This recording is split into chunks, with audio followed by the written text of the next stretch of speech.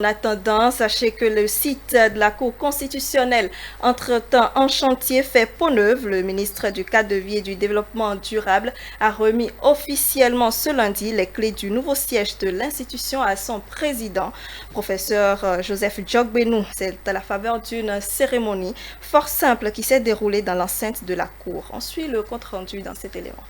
Voici le nouveau visage que présente l'ancien site de la Cour constitutionnelle. Ayant constaté l'état de dégradation très avancé du siège de l'institution et des conditions inconfortables de travail de ses membres, le gouvernement a pris la décision de lancer un projet de rénovation et d'extension de l'ancien siège qui a duré 12 mois. Le coût global de ce joyau réceptionné est plus de 2 milliards de francs CFA. Au nom du chef de l'État et du gouvernement, je remets entre vos mains les bureaux rénovés de la Cour constitutionnelle. Au nom des membres de la Cour, je reçois tout aussi symboliquement les clés de la Cour constitutionnelle. Je suis d'autant plus ravi que ça a été 12 mois de grand stress, d'angoisse et surtout de doute par rapport à la capacité entreprise, maître d'œuvre et ministère du Cadre de vie à pouvoir relever le défi de l'échéance des élections présidentielles. Je voudrais simplement dire que ce que vous voyez ici, c'est à peu près 4300 mètres carrés de bureaux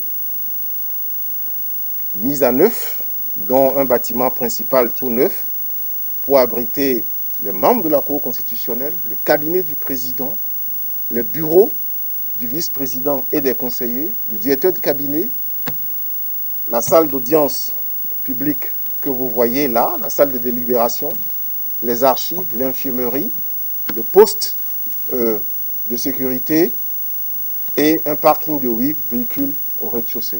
Le ministre José Didier Tonato a exhorté les membres de l'institution à une bonne gestion de l'infrastructure.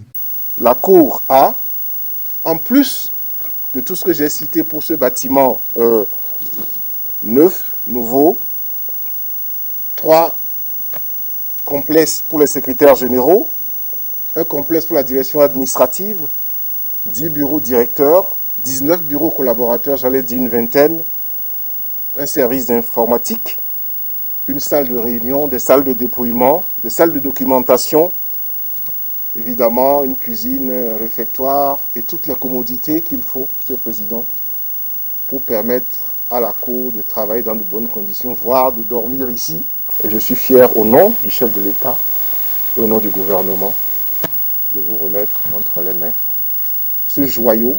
Et je sais déjà, vous connaissant, que le bébé sera bien gardé et bien entretenu. Joseph Djogbenou, président de la Cour constitutionnelle, a remercié au nom des membres de l'institution le président Patrice Talon et son gouvernement. Je voudrais encore une fois vous prier de transmettre à l'ensemble des membres du gouvernement et au président de la République notre reconnaissance d'avoir en un temps aussi difficile et dans un délai aussi limité, avec les instructions aussi rigoureuses, mis à la disposition de la Cour constitutionnelle un cadre aussi idéal et aussi confortable. Je prends acte de ce que, quoique confortable, amélioré, le siège définitif reste Porto Novo.